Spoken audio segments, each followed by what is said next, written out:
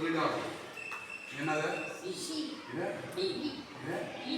இது எஃப். இது டி. இது எஃப். இது டி. இ.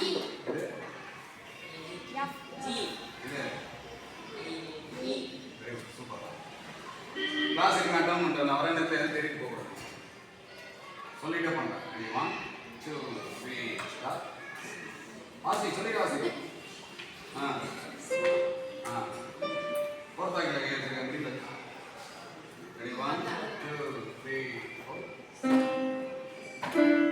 ஏய் ஆ சொல்ல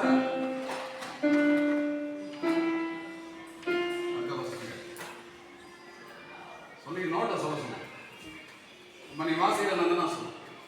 சொல்லுமா சொல்லிட்டே பண்ணுங்க, நல்லது. ஆனால் சொல்லிட்டு பண்ணீங்கன்னா நான் கேட்குறேன்.